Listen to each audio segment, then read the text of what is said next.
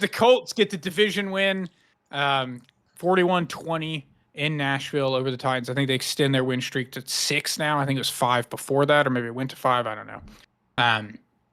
Another game of Daniel Jones just looking really good. Yeah, man. I guess I'll start with the first score of the game. We alluded to it earlier.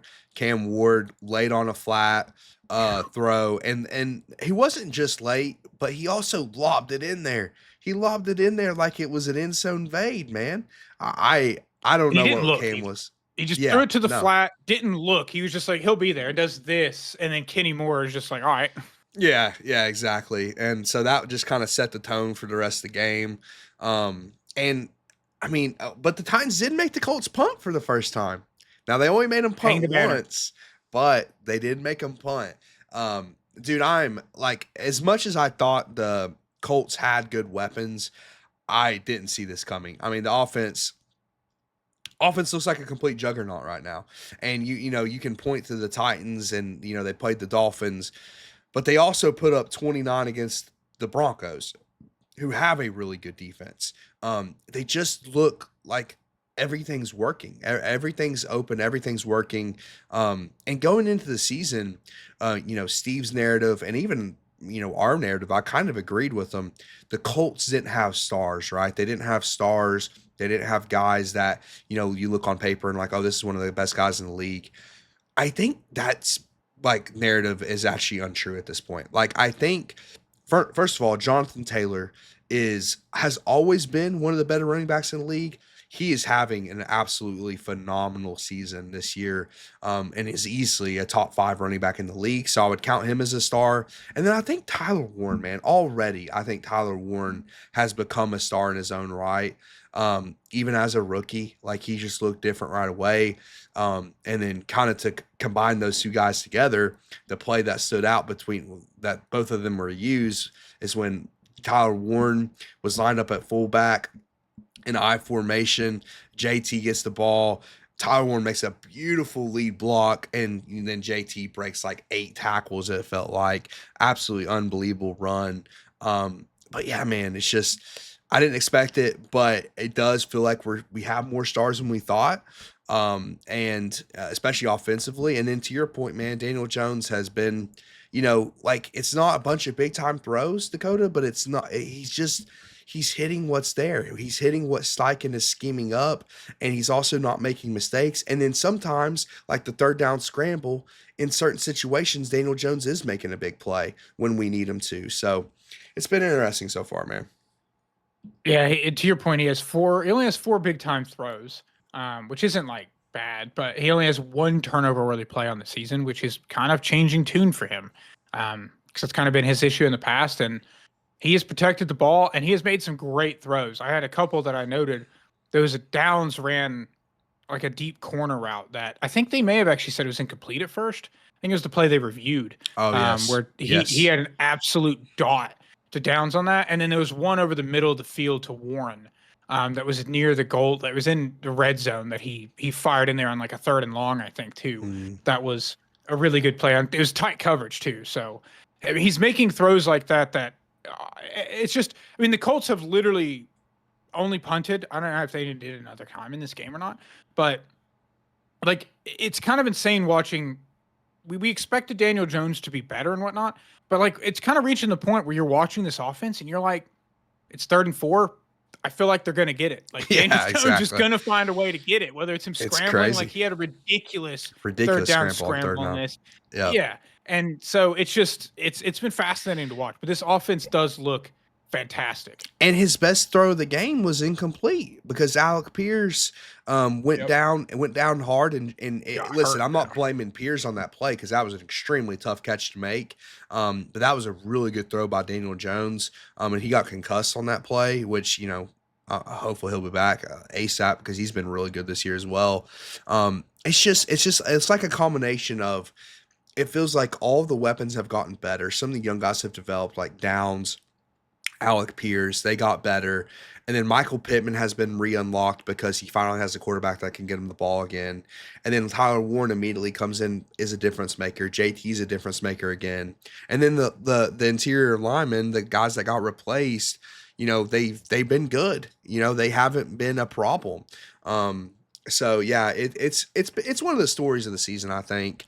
Daniel Yeah. Jones and how he's playing, especially offensively. Now, from a defensive perspective, from the Colts, there's still question marks. It's not been like a dominant unit or whatever. But as long as this offense is playing like this, I think the Colts are going to have an opportunity to be in every game they're in.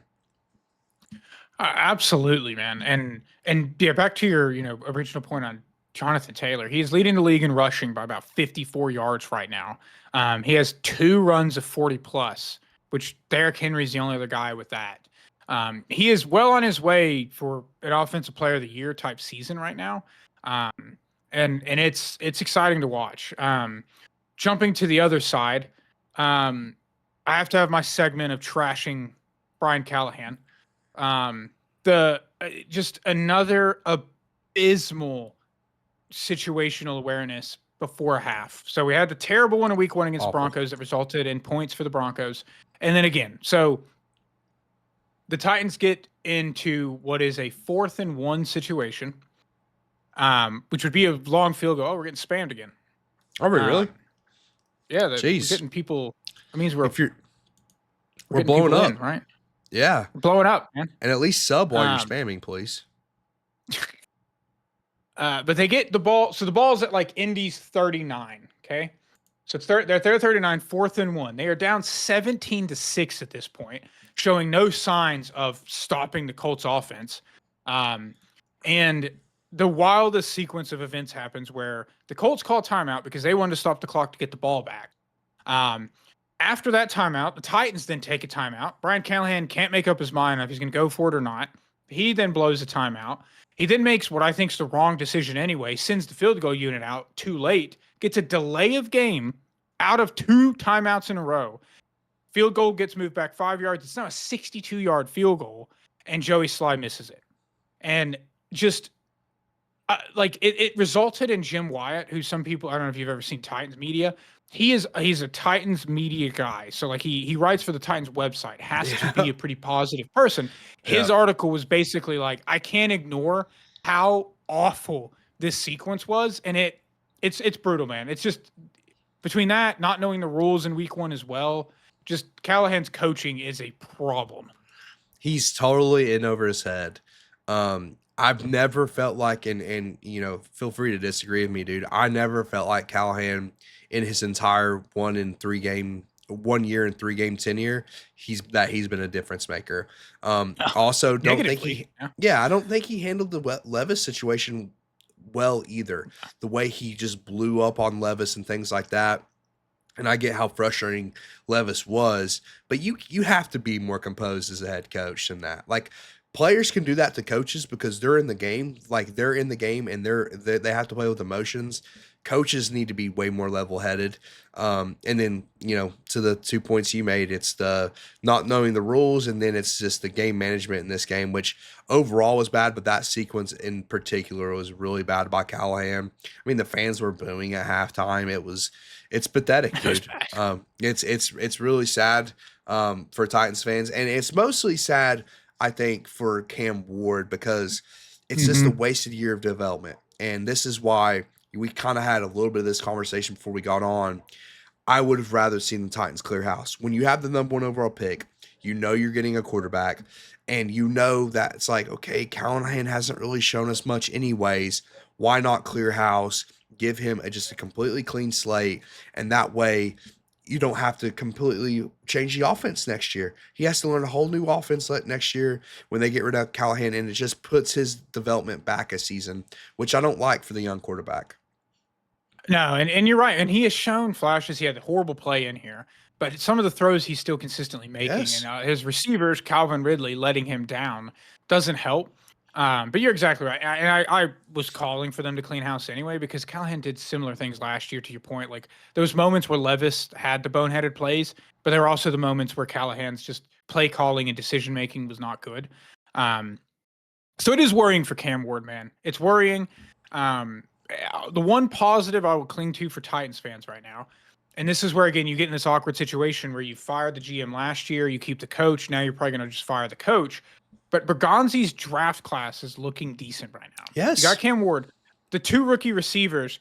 Alec Emanor looks good. He Really may be the good. best receiver on the team right now already. And then Chimere DK, the other rookie out of Florida, has been a difference maker in the return game. Man, he has had multiple returns that have been setting up points or potential opportunities to score. And then you combine that with Femi Oladeja, who's been decent as an edge rusher. So like the draft that Bergonzi did, I think is enough to say, okay, this guy should stick around. But again, to your point, you're now going to put Cam Ward in a new offensive system in his second season. Kind of, to be honest, I'm already getting a little, comparative going forward, but Baker Mayfield-esque, where a guy Yep. who showed a lot of promise, but then had to learn a new system every single season, and it hurt his ability to get to the point he's at now. So yeah, tough for the Titans. Number 1 pick is within the realm of possibilities for sure. Again, about to do the Jags where you get your quarterback and then get the number 1 pick again. But hope some positives. Yeah, maybe, and we'll continue to talk about this throughout the season, when it develops. But that could lead to a potential, Bear situation a couple years ago where they're able to trade back and pick up the capital and whatnot. So that would be really nice if the Titans can do that. But yeah, I mean, I agree, man. Their draft class has been really good. Alec has looked really good, and then Cam has made the mistakes, and that was kind of his issue going out of college or coming out of college is sometimes he makes boneheaded decisions. But I mean, you see the special in there. Like we didn't get to talk about week 2, but he had the absolutely special throw across body in the end. I mean, that was like a 50-yard throw on a rope across the field, and perfectly in Alec's hands. And like to your point, man, Alec has been a threat as well, especially in the red zone. So. Yeah, man, I think the future is bright for the Titans.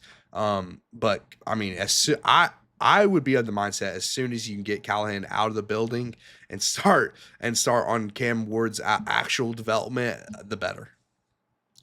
Completely agreed. And he actually had a very similar throw in this game that Calvin Ridley dropped. The DB made a play on it as well, but Ridley, it hit him in the chest. Similar, like cross. What a disappointment Ridley's been, man. Ridley's been a complete disappointment, man.